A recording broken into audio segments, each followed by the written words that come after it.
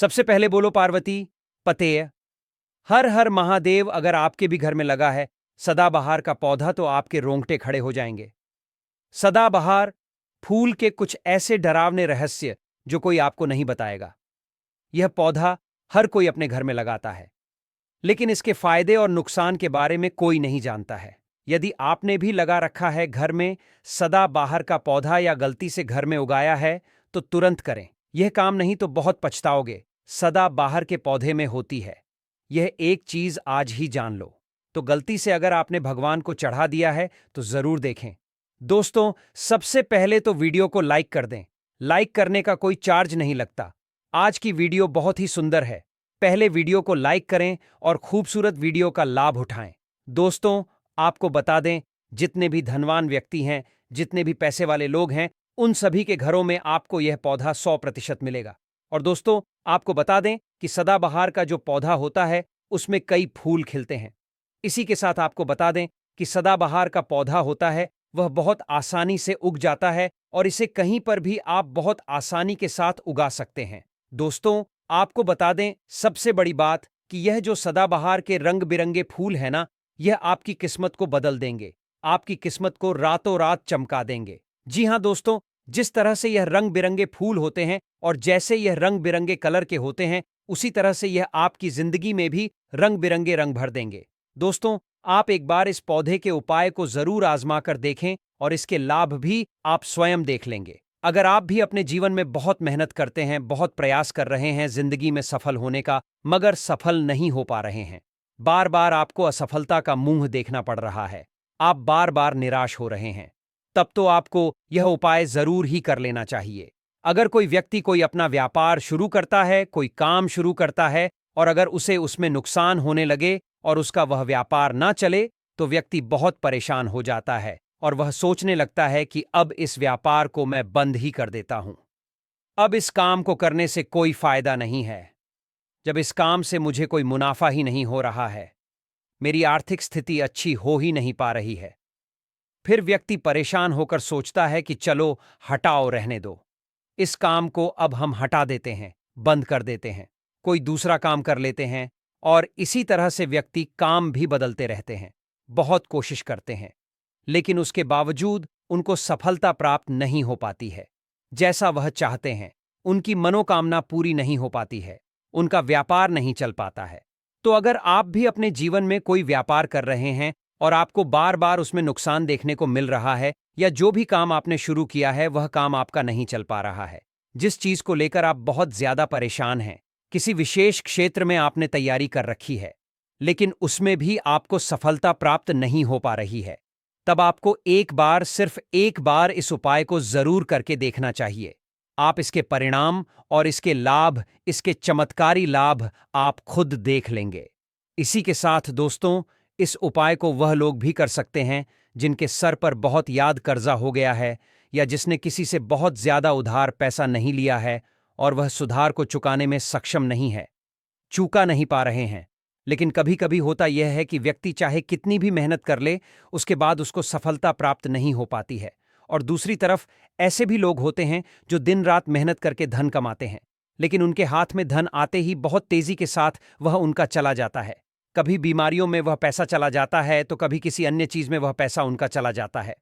कुल मिलाकर आप कह सकते हैं कि उनका जो धन है वह अच्छे कार्य में कम जाता है, लेकिन बीमारियों में और बुरे कार्यों में ज्यादा उनका वह धन बर्बाद हो जाता है, जिसको लेकर वह बहुत परेशान रहते हैं और महीना खत्म होने से पहले ही उन्हें किसी न किसी से उधार लेना पड़ जाता है। और देखिए, उधार व्यक्ति कभी भी अपनी मर्जी से तो लेता नहीं है। जब व्यक्ति के ऊपर बहुत ज्यादा परेशानी आ जाती है, उसके जीवन में बहुत सारे कष्ट आ जाते हैं, जिसके चलते उस व्यक्ति को अपना घर चलाने के लिए और बहुत सारी आवश्यकताएं ऐसी होती हैं जिन्हें पूरा करना व्यक्ति का दायित्व होता है, जिसके चलते वह किसी न किसी से पैसा धार ले लेता है, यह सोचकर कि अगले महीने उस पैसे को मैं चुका दूंगा। लेकिन जैसे ही अगला महीना आता है, समस्याएं और परेशानियां खत्म होने का नाम ही नहीं लेती हैं, जिसके चलते उसके सर पर कर्जा बढ़ता ही चला जाता है और वह उस कर्ज को चुकाने में धीरे धीरे असम होता चला जाता है। उस कर्ज को चुकाने में उसे बहुत दिक्कतों का सामना करना पड़ता है। या कभी कभी व्यक्ति इतना ज्यादा भी कर्ज में डूब जाता है कि उसकी उस बस के बाहर हो जाता है। कर्जे को अपने स्तर से उतारना। जी हां दोस्तों, तो अगर आपके जीवन में भी ऐसी कोई समस्या है तो आपको यह उपाय जरूर ही कर लेना चाहिए। दोस्तों, हम आपको बताएंगे ऐसे चमत्कारी फूल के बारे में, ऐसे लाभदायक फूल के बारे में जिसका उपाय यदि आप कर लेते हैं तो आप खुद देखेंगे कि कितने ज्यादा चमत्कारी लाभ उस पौधे के हैं।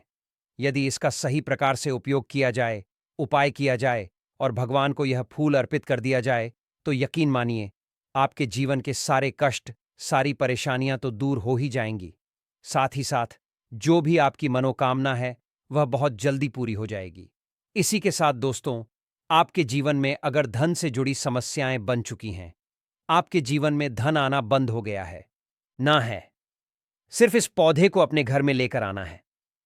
और जब आप इस पौधे को अपने घर में लेकर आएंगे, अपने घर में लगाएंगे, तो यह खुद ही धन को खींचकर आपके घर में ले आएगा। दोस्तों, इस उपाय को करने के बाद जब भी आप जो काम करेंगे उसमें आपको सफलता प्राप्त होगी।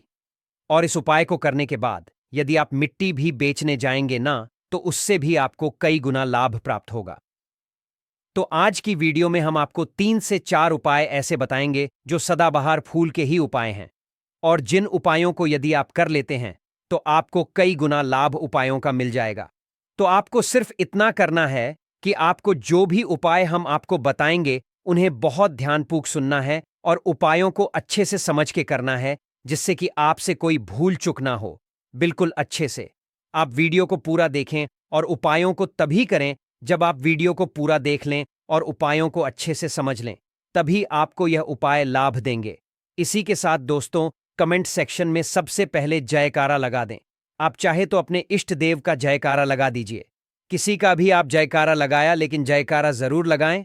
और अगर आप हमारे चैनल श्री शिवाय टीवी पर पहली बार आए हैं तो चैनल को जरूर सब्सक्राइब कर लें और वीडियो को लाइक जरूर कर दें।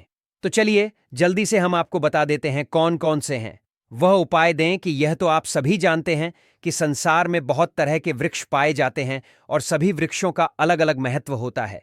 उन्हीं में से कुछ पेड़ पौधे, कुछ वृक्ष ऐसे होते हैं जो देवी तुल्य होते हैं। मतलब कहने का है कि जिन्हें देह का दर्जा प्रदान किया गया है, जिन्हें देवताओं का दर्जा प्रदान किया गया है। जैसा कि आप जानते हैं, तुलसी का पौधा हो गया, पीपल का वृक्ष हो गया, बट वृक्ष हो गया, ये सभी बहुत पूजनीय पौधे माने गए हैं। तो आपको बता दें कि कुछ वृक्ष ऐसे होते हैं जिनमें दैवीय शक्ति होती है, जिनके अंदर बहुत अलौकिक चमत्कार होते हैं। अगर बात कर ले पीपल के पेड़ की, तो उसमें साक्षात श्री हरि विष्णु का वास माना गया है और समस्त देवी देवी देवताओं का वास भी पीपल के पेड़ के अंदर माना जाता है। और अगर हम बात करें शमी के पेड़ की, तो सभी का जो पेट होता है उसे शनिदेव की तरह ही देखा जाता है। कहा जाता है कि शनिदेव का उसमें वास होता है। और अगर बात करें आंकड़े की, तो यानी कि हम जब आंकड़े का पेड़ देखते हैं, उसे निहारते तो ऐसा लगता है कि गजानन को हम निहार रहे हैं। बेल का पेड़ हो गया जो कि बहुत ही पूजनीय है, ये आप भी जानते हैं। तो आपको बता दें कि हर पेड़ की अपनी अपनी दिव्य शक्तियां होती हैं, अपने अपने लाभ और अपने अपने चमत्कार होते हैं। अब मान लीजिए किसी भी पेड़ की जिनमें दैव शक्ति होती है, उनमें से किसी भी पेड़ की यदि हम सही प्रकार से पूजा कर लेते हैं, अच्छे से उपायों को कर लेते हैं, तो यकीन मानिए आप अपने जीवन की समस्त समस्याओं से छुटकारा पा सकते हैं और आप अपने जीवन में जो चाहे वह पा सकते हैं। बड़ी से बड़ी मनोकामना भी आप अपनी पूरी कर सकते हैं। और अगर हम बात करें सदाबहार के फूल की, तो सदाबहार एक ऐसा फूल है जो सदा खिलता रहता है, हमेशा यह खिला रहता है। इसी कारण इसे सदाबहार का फूल भी कहा जाता है। और इसीलिए दोस्तों, यह जो सदाबहार का फूल है, यह सदा के लिए आपके भाग्य को चमका सकता है, आपकी किस्मत बदल सकता है। तो इस फूल के बहुत सारे लाभ, बहुत सारे चमत्कार हैं। हम आपको बहुत ही सरल शब्दों में बताने का और समझाने का पूरा प्रयास करेंगे, जिससे कि आपको किसी समस्या का सामना ना हो, आप उपायों को बहुत अच्छे से समझ के अच्छे से कर सकें। आप चाहे तो इनको लिख भी सकते हैं, हमारी वीडियो को दोबारा भी देख सकते हैं, आपको उपाय अच्छे से समझ आ जाएंगे। तो देखिए, अगर बात करें सदाबहार के फूल की, उस पौधे की, तो सदाबहार के 2 रंग के फूल होते हैं। एक फूल होता है सफेद रंग का और वहीं दूसरा जो फूल होता है वह होता है गुलाबी रंग का। आपने देखा भी होगा, हल्का गुलाबी रंग का फूल होता है।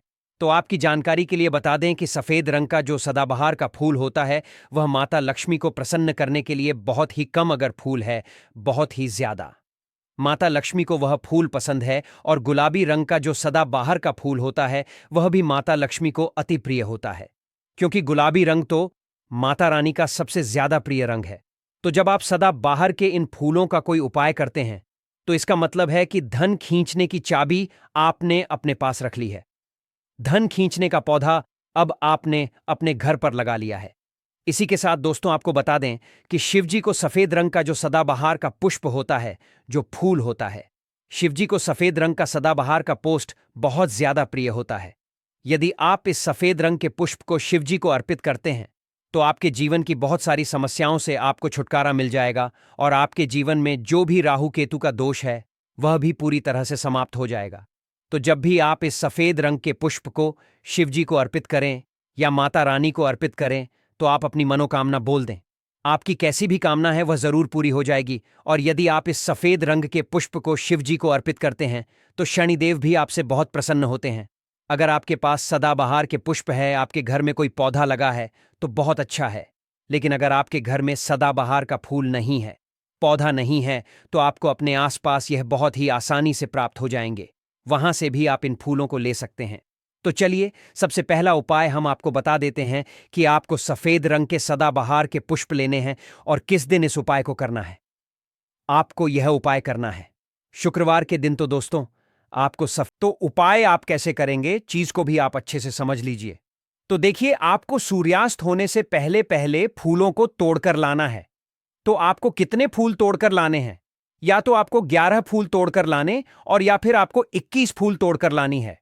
अगर आप 11 फूल तोड़ते हैं तो उसका उपाय अलग है, और यदि आप 21 फूल तोड़कर लेकर आते हैं तो उसका उपाय अलग है।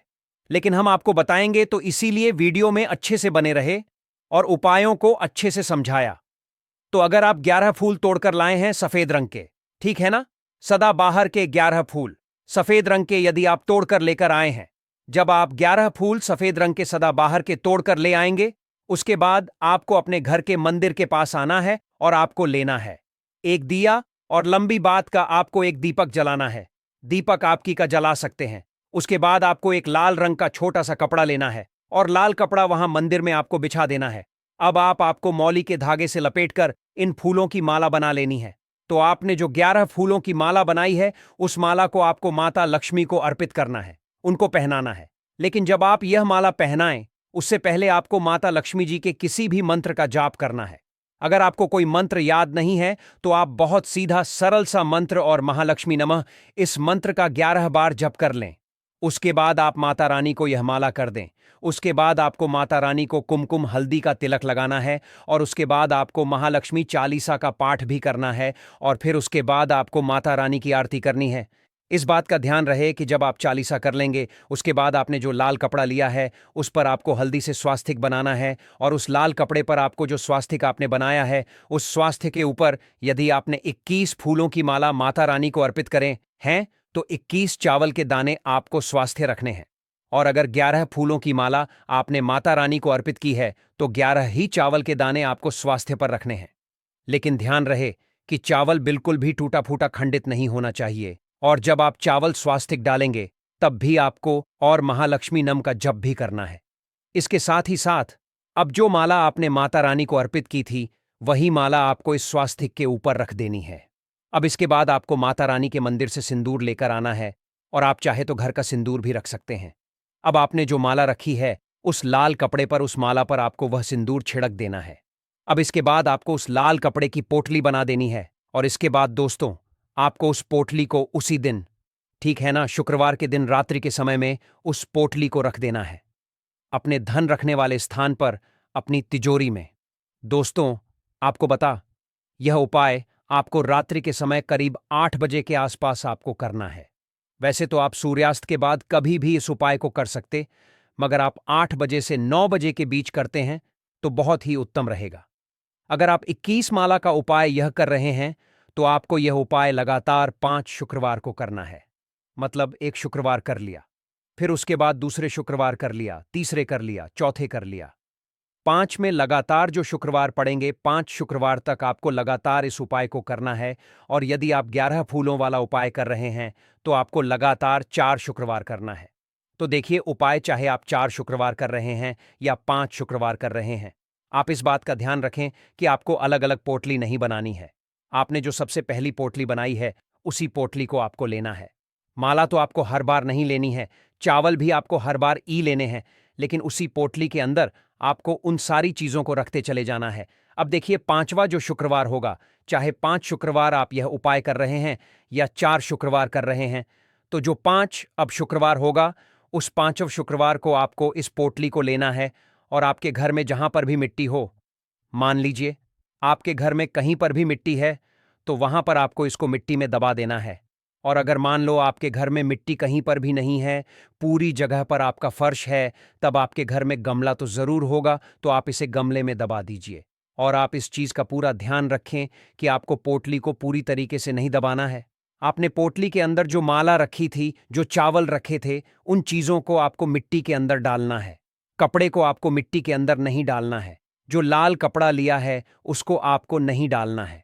तो दोस्तों, यह उपाय बहुत आसान है, बहुत ज्यादा कठिन उपाय नहीं है। और यदि आप इस उपाय को कर लेते हैं, फिर आपके जीवन में धन से जुड़ी जो भी समस्या है वह तो समाप्त हो ही जाएगी। आपके जीवन में धन आने के बहुत सारे मार्ग भी खुल जाएंगे, बहुत सारे रास्ते आपके जीवन में खुल जाएंगे, जहां से आपको धन प्राप्त होता रहेगा। और जो धन आपको प्राप्त होगा उसमें निरंतर आपको वृद्धि भी देखने को मिलेगी। और आपको बता दें, इस उपाय को करने से आपके घर में स्थिर लक्ष्मी का वास होगा। तो देखिए, यदि आप 5 शुक्र वाला उपाय कर रहे हैं, 5 शुक्रवार वाला, तब तो आपको छठे दिन यह प्रक्रिया करनी है, छठे शुक्रवार को। और यदि आप 4 शुक्रवार वाला उपाय कर रहे हैं तो आपको 5वें शुक्रवार वाले दिन इस प्रक्रिया को करना है। ठीक है ना? इस बात को पूरी तरह से समझ लीजिए। तो दोस्तों, यह तो था पहला उपाय जो हमने आपको बताया। बहुत सरल शब्दों में हमने बताने का पूरा प्रयास किया है। अगर आपको फिर भी समझ में नहीं आया है तो आप कुछ भी हमसे कमेंट सेक्शन में पूछ सकते हैं। तो अगर आपने अभी तक हमारी वीडियो को लाइक नहीं किया है तो प्लीज वीडियो को लाइक कर में जयकारा जरूर लगा दीजिए। तो चलिए अब बात कर लेते हैं दूसरे उपाय कि अगर मान लीजिए आपकी कोई विशेष मनोकामना है और आपकी कोई मनोकामना आप चाहते हैं कि पूरी हो जाए और बहुत लंबे समय से, बहुत ज्यादा वक्त से आपकी समस्या बनी हुई है, आपकी कोई मनोकामना है जो पूरी नहीं हो पा रही है, तो आपको यह सरल सा उपाय जरूर कर लेना, चाहे आपकी कैसी भी मनोकामना हो। जैसे मान लीजिए आपके जीवन में संतोष, सुख आपको प्राप्त नहीं हो पाया है और आप चाहते हैं कि आपको संतान की प्राप्ति हो जाए, या फिर आप एक अच्छे जीवन साथी की कामना करते हैं। आपके विवाह से जुड़ी कोई समस्या है, धन से जुड़ी कोई समस्या है। कहने का मतलब है कि हर प्रकार की समस्या का उपाय है यह एक छोटा सा उपाय। तो दोस्तों, यह उपाय बहुत ही ज्यादा खास उपाय है। क्यों? क्योंकि यह आपकी हर प्रकार की समस्या को समाप्त करता है और आपकी जो भी मनोकामना है उसे पूरी करता है। इसलिए यह उपाय बहुत ही ज्यादा खास हो जाता है, इसका महत्व बहुत ज्यादा बाढ़ जाता है। तो इस उपाय को करने के लिए आपको लेने सदाबहार के 9 गुलाबी रंग के फूल। ठीक है ना? हम आपको फिर से बता देते हैं कि सदाबहार के गुलाबी वाले फूल आपको 9 लेने हैं और इसी के साथ आपको तांबे के पात्र में, तांबे के लोटे में जल लेना है। और यह उपाय करना है आपको सोमवार के दिन। तो यह उपाय आपको सुबह के समय करना है। सुबह जल्दी उठकर स्नान आदि करने के बाद आपको स्वच्छ वस्त्र धारण करने हैं और तांबे के लोटे में पूरा जल भर लीजिए और उस तांबे के लोटे में आप उन फूलों को डाल दीजिए जो 9 फूल आपने लिए हैं, गुलाबी रंग के सदाबहार वाले फूल। और उसके बाद आपको शिवजी के मंदिर में जाकर, शिवालय में जाकर नमः शिवाय मंत्र का जाप करना है पूरे 108 बार। और आपको बता दें, आप श्री शिवाय नमः इस मंत्र का जाप भी कर सकते हैं। तो आपने जो जल लिया है और जो फूल उसके अंदर डाले हैं, वह दोनों आपको शिवलिंग पर अर्पित कर देने हैं, चढ़ा देने हैं। और ऐसा करते समय जब आपकी जो भी मनोकामना है उसको आप बोल दीजिए। यह उपाय यदि आप कर लेते हैं तो आपकी कितनी बड़ी मनोकामना हो, चाहे कैसी भी समस्या हो, वह समाप्त हो जाएगी और आपकी मनोकामना पूरी हो जाएगी। चाहे जैसी भी आपकी मनोकामना हो, संतान से जुड़ी हो, व्यापार से जुड़ी हो, धन से जुड़ी हो, स्वास्थ्य से जुड़ी हो, कैसी भी आपकी मनोकामना हो। दोस्तों, आपको बता दें, यह उपाय जो व्यक्ति करता है उसके जीवन में चाहे जैसा भी दोष हो, कोई भी वास्तु दोष हो, कोई भी कुंडली दोष हो, वह पूरी तरह से समाप्त हो जाता है। और दोस्तों, आपको बता दें, यह उपाय करना है आपको 5 सोमवार लगातार, ठीक है ना? जब आप पहले सोमवार करेंगे, उसके बाद दूसरे सोमवार, तीसरे सोमवार, चौथे सोमवार, पांचवें सोमवार, 5 सोमवार आपको लगातार करना है। बीच में गैप नहीं करना है आपको, ठीक है ना? गैप नहीं देना है। दोस्तों, बात करते हैं कि यदि आपने यह उपाय सोमवार के दिन सुबह के समय किया है और 9 बजे से 10 बजे के बीच किया है, तो आपको हर सोमवार को वैसे ही करना है जैसे आपने पहले सोमवार को किया है। इस चीज को आप विशेष करके ध्यान रखें। तो दोस्तों, यदि आप इस उपाय को कर लेते हैं तो आप अपनी कैसी भी मनोकामना पूरी कर सकते हैं। इन छोटे सरल उपायों को करके आपको अपने मन में पूरी सच्ची श्रद्धा और पूरा विश्वास होना चाहिए, तब यह उपाय असर करते हैं। भक्तों, घर के मंदिर में जो एक लोटा जल रखा जाता है, उसका क्या करें? घर के मंदिर में जो लोटा होता है, वह कैसा होना चाहिए? पीतल का या तांबे का? और उसमें रखा गया जल आखिर कैसे उपयोग करें? कई लोग इस जल को लेकर बड़ी भूल कर बैठते हैं और बाद में पछताना पड़ता है। ऐसी गलती आप कभी न करें, नहीं तो जीवन में परेशानियां आ सकती हैं। घर के मंदिर में जल का लोटा किसी भी हालत में गलत तरीके से नहीं रखना चाहिए। साथ ही यह भी जानना जरूरी है कि घर में दीपक किस सामग्री का होना चाहिए। तांबे का, लोहे का, पीतल का, कांसे का, स्टील का, कांच का या फिर मिट्टी का। कुछ लोग गलत धातु का दीपक रखते हैं, जिससे घर में नकारात्मक असर पड़ता है। हम खुद भी एक खास धातु का दीपक नहीं रखते। अब दीपक की बाती को लेकर भी भ्रम होता है कि वह कच्चे कलावे से बनाएं, रुई से बनाएं या फिर सूती कलावे से। कई लोग यहां भारी गलती कर बैठते हैं और इसका असर पितृदोष, शनि दोष, काल सर्प दोष, मंगल दोष और आर्थिक तंगी के रूप में सामने आता है। भक्तों, कुछ लोग ऐसे भी होंगे जो इस वीडियो को बीच में ही छोड़ देंगे। अगर छोड़ना है तो अभी छोड़ दीजिए, लेकिन कृपया मां लक्ष्मी का अपमान मत करिए इस वीडियो को अधूरा छोड़कर। इसलिए इस कार्यविधि को अंत तक जरूर देखें ताकि पूरा लाभ मिल सके। अब बात करते हैं घर के मुख्य द्वार पर जल छिड़कने की सही विधि और समय की। बहुत से लोगों ने पूछा है कि यह कब और कैसे करना चाहिए। क्या इसे करने से पहले स्नान आवश्यक है या बिना स्नान के भी कर सकते हैं? क्या झाड़ू लगाने से पहले जल छिड़के या उसके बाद?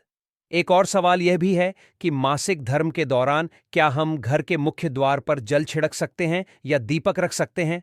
और घर के मंदिर में जो प्रतिदिन हम एक लोटा जल रखते हैं, उसका सही उपयोग क्या हो?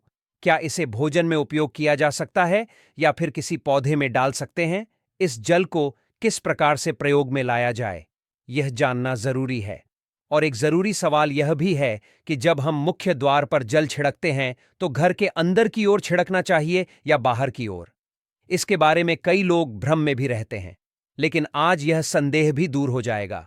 और मुख्य द्वार पर जल छिड़कने से जुड़ा हुआ आपका अगला सवाल यह है कि बहुत से लोग फ्लैट में रहते हैं, कुछ लोग किराए के मकान में रहते हैं या फिर एक ही कमरे में रहते हैं। तो ऐसे में वे लोग मुख्य द्वार पर दीपदान कैसे करें? जल कहां छिड़के? क्या जिस जगह से घर में प्रवेश होता है उसी को मुख्य द्वार मानकर वहां यह उपाय करें? तो आज की यह वीडियो पूरी तरह से आपके इन्हीं सवालों पर आधारित है। अब बात करते हैं जल छिड़कने के सही समय और विधि की। अगर आप मुख्य द्वार पर जल छिड़कना चाहते हैं तो इसका सही तरीका यह है कि एक दिन पहले रात को सोने से पहले आप किसी भी बर्तन में, चाहे वह तांबे का हो, पीतल का हो, स्टील का हो या चांदी का, थोड़ा सा गंगा जल डालिए और फिर ऊपर से शुद्ध जल भर लीजिए। यदि गंगा जल उपलब्ध न हो तो केवल शुद्ध जल भी पर्याप्त है। फिर उस जल से भरे बर्तन को अपनी रसोई में रख दीजिए। अब अगली सुबह उठकर जब आप मुख्य द्वार पर जल छिड़कने जाएं तो वहीं जल लें। अब सवाल उठता है कि क्या यह काम स्नान से पहले किया जा सकता है या स्नान जरूरी है?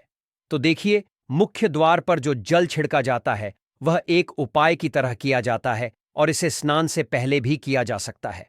भक्तों, अगर आपके घर में लगातार कोई परेशानी बनी हुई है, दुख दर्द खत्म नहीं हो रहे हैं, आर्थिक तंगी बनी रहती है या घर में झगड़े कलह का माहौल है, तो यह उपाय बहुत लाभदायक हो सकता है।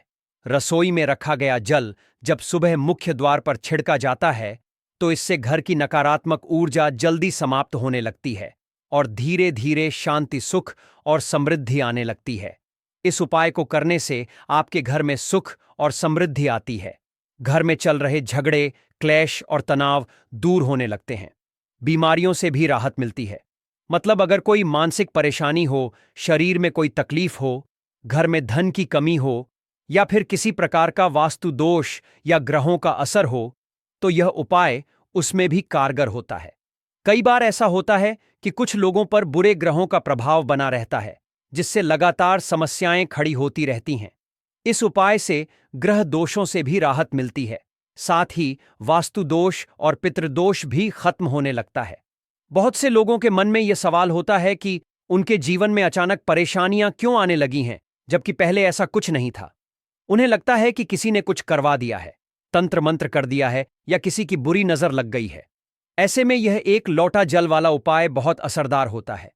इससे कुछ ही दिनों में इन सब बुरे प्रभावों से मुक्ति मिलने लगती है। यह उपाय बहुत ही सरल और प्रभावशाली है और हमारे सनातन धर्म के ग्रंथों में भी इसका उल्लेख मिलता है। आपको बस इतना करना है कि रात को रसोई में एक लोटा जल भरकर रख दीजिए और फिर सुबह जल्दी उठकर उसी जल से घर के मुख्य द्वार पर छिड़काव करिए। ध्यान रहे कि यह काम सूर्योदय से पहले ही कर लेना चाहिए। अब भक्तों, जैसे कि आपका अगला सवाल है कि क्या इस जल का छिड़काव स्नान के बाद करना चाहिए या बिना स्नान के भी किया जा सकता है, तो इसका जवाब यह है कि यह जो उपाय है, इसे स्नान के बाद नहीं बल्कि सुबह उठते ही करना होता है। जब आप सुबह उठे तो सबसे पहले रसोई में जाएं, वहां रखा हुआ जल लें और फिर सीधे मुख्य द्वार पर जाएं। मुख्य दरवाजा खोलिए और उसी जल का छिड़काव दरवाजे पर कर दीजिए। जल छिड़कते समय अपने पितरों को याद कीजिए, मां लक्ष्मी का ध्यान कीजिए, क्योंकि कहा जाता है कि सुबह सुबह मां लक्ष्मी हर घर के द्वार पर आती हैं। वह हर उस घर में प्रवेश करती हैं जहां द्वार खुले होते हैं और मुख्य द्वार पर जल का छिड़काव किया गया होता है। इसलिए उस समय अपने मन में मां लक्ष्मी का ध्यान कीजिए और उनसे प्रार्थना कीजिए कि हे मां लक्ष्मी, कृपया मेरे घर में पधारिए, मैं आपका स्वागत करने को तैयार हूं। इसके बाद अपने पितरों को याद कीजिए, क्योंकि घर की दहलीज को पितरों का स्थान माना जाता है।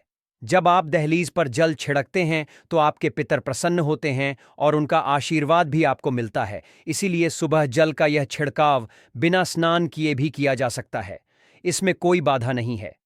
भक्तों, वीडियो में आगे बढ़ने से पहले आपसे छोटा सा अनुरोध है कि कमेंट बॉक्स में एक बार जय मां लक्ष्मी जरूर लिखें। जो भी भक्त इस वीडियो को देख रहा है, उसके घर में सुख, शांति और समृद्धि बनी रहे, कोई परेशानी ना आए और पूरा परिवार खुशहाल जीवन जिए। अगर आप सच्चे भक्त हैं तो इस वीडियो को लाइक करिए और मां लक्ष्मी से जो भी आपकी मनोकामना है वह पूरी करने की प्रार्थना करिए। अब भक्तों, अगला सवाल यह आता है कि क्या झाड़ू लगाने के बाद जल छिड़कना चाहिए या उससे पहले। जैसा कि मैंने पहले बताया, सुबह उठने के बाद सबसे पहला काम जल का छिड़काव करना होता है। उसके बाद आप झाड़ू लगा सकते हैं। लेकिन एक जरूरी बात का ध्यान रखें कि सुबह जब आप नींद से उठे तो सबसे पहले बिस्तर पर बैठे बैठे अपने दोनों हाथों की हथेलियों को जोड़ें और उन्हें देखें। ऐसा करने से मां लक्ष्मी का ध्यान किया जाता है। साथ ही 5 देवताओं का स्मरण भी किया जाता है। यह 5 देवता हैं: मां दुर्गा, भगवान शिव, भगवान विष्णु, गणेश जी और सूर्यदेव। कहा जाता है कि इन देवताओं का वास हमारी हथेलियों में होता है। करावस्ते लक्ष्मी कर सरस्वती, करु ब्रह्मा प्रभाते कर दर्शनम, यह मंत्र भी आप चाहे तो बोल सकते हैं, ना बोले तो सिर्फ अपने मन से स्मरण कर लेना भी पर्याप्त है। इसके बाद हाथ जोड़कर सभी देवी देवताओं को प्रणाम करें और फिर हाथ से धरती का स्पर्श करें और धरती को छूकर प्रणाम करते हैं 2 या 3 बार, और उसके बाद अपना दाहिना पैर धीरे से पृथ्वी पर रखते हैं। इसके बाद ही दिन की शुरुआत के बाकी काम किए जाते हैं। मतलब सबसे पहले हथेलियों के दर्शन करें, फिर धरती को प्रणाम करें, फिर पैर जमीन पर रखें और फिर रसोई में जाकर वह जल लें जो रात में रखा गया था। फिर घर का मुख्य द्वार खोलें और उस जल को द्वार पर छिड़कें। इस दौरान मां लक्ष्मी और अपने पितरों को मन में स्मरण करें। इसके बाद आप घर के अंदर आएं और फिर झाड़ू लगाना, स्नान करना या बाकी रोजमर्रा के काम करें। अब कई लोगों का सवाल होता है कि क्या जल छिड़कते समय हम दरवाजे की सफाई भी कर सकते हैं? तो हाँ, बिल्कुल कर सकते हैं। पहले रसोई वाले जल का छिड़काव करें और फिर अगर आपके पास और पानी है तो उससे दरवाजे की अच्छे से सफाई भी कर सकते हैं, झाड़ू से या जैसे भी संभव हो। कुछ लोग पूछते हैं कि अगर वह फ्लैट में रहते हैं या किराए के एक कमरे में रहते हैं तो मुख्य द्वार किसे माने और वहां जल छिड़काव व दीपक दान कैसे करें। तो इसका आसान जवाब है कि जिस कमरे या फ्लैट में आप रहते हैं, जहां आपका नाम प्लेट लगी हो, वहीं आपका मुख्य द्वार माना जाएगा। वहीं पर दीपक दान करें और वहीं जल का छिड़काव करें। यदि सिर्फ एक कमरे का मकान है तो उस कमरे के दरवाजे को ही मुख्य द्वार मानकर वहां यह उपाय करें। और अब एक और प्रश्न आता है कि क्या पीरियड्स में महिलाएं जल का छिड़काव कर सकती हैं या दीपक दान कर सकती हैं? तो इसका उत्तर है हां, जल छिड़काव करने में कोई बाधा नहीं है। चाहे पीरियड्स हों या नहीं, इससे कोई फर्क नहीं पड़ता। बिल्कुल जल का छिड़काव कर सकते हैं। अब बात आती है दीपक दान की। दीपक दान को शास्त्रों में कर्म से जुड़ी पूजा माना गया है और ऐसी पूजा शुद्ध होकर ही करनी चाहिए। इसलिए दीपक दान आप पीरियड्स समाप्त होने के बाद ही करें। लेकिन जहां तक जल के छिड़काव की बात है, उसे आप कभी भी कर सकते हैं। पीरियड्स में भी कोई रोक नहीं है। अब आपका अगला प्रश्न यह है कि घर के मंदिर में जो जल रखा जाता है, क्या वह जरूरी है? और अगर रखते हैं तो उस जल का क्या करना चाहिए? देखिए, घर के मंदिर में जल रखना बहुत जरूरी माना गया है, क्योंकि जल में हर प्रकार की ऊर्जा को अपने अंदर समाहित करने की शक्ति होती है।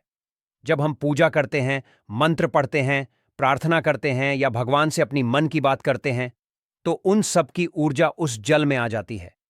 इसलिए सुबह की पूजा के समय मंदिर में एक लोटा जल जरूर रखना चाहिए और उसके साथ एक दीपक भी जलाना चाहिए, ताकि जल और अग्नि का संतुलन बना रहे। अब इस जल का क्या करें? तो जब अगली सुबह आप पूजा करने जाएं, स्नान आदि कर लें। उसके बाद सबसे पहले उस जल को उठाएं और घर के हर कोने में उसका छिड़काव करें। इससे पूरे घर का वातावरण शुद्ध हो जाता है, क्योंकि वह जल सकारात्मक ऊर्जा से भरा होता है। इस जल के छिड़काव से बीमारियां दूर होती हैं, नकारात्मक ऊर्जा घर में प्रवेश नहीं कर पाती और यदि कोई मानसिक तनाव या परेशानी हो तो वह भी धीरे धीरे खत्म हो जाती है। अगर आप रोजाना इस जल का छिड़काव करते हैं तो निश्चित ही परेशानियों से राहत मिलती है। और अगर किसी ने तंत्र मंत्र आदि कुछ किया हो तो उसका प्रभाव भी समाप्त हो जाता है। दूसरा, इसका उपाय आप कर सकते हैं। जैसे अगर घर में कोई व्यक्ति बीमार है तो आप इस जल को उसे पीने के लिए दे सकते हैं। यह जल इतना असरदार होता है कि इसके सेवन से बड़ी बड़ी और लंबे समय से चली आ रही बीमारियों में भी धीरे धीरे सुधार आने लगता है। कई बार लोग कहते हैं कि दवाइयां ले तो रहे हैं लेकिन असर नहीं हो रहा, कोई फर्क ही नहीं दिखता। ऐसे में अगर वही दवाई इस पवित्र जल के साथ ली जाए तो उसका असर कई गुना बढ़ जाता है। और अगर आपके परिवार में हमेशा झगड़ा, तनाव या आपसी मनमुटाव रहता है, सबकी सोच में तालमेल नहीं बनता, तो ऐसे में यह उपाय बहुत कारगर है। परिवार के सभी सदस्य अगर इस जल में से थोड़ा थोड़ा पी लें तो सभी के विचार धीरे धीरे सकारात्मक होने लगते हैं और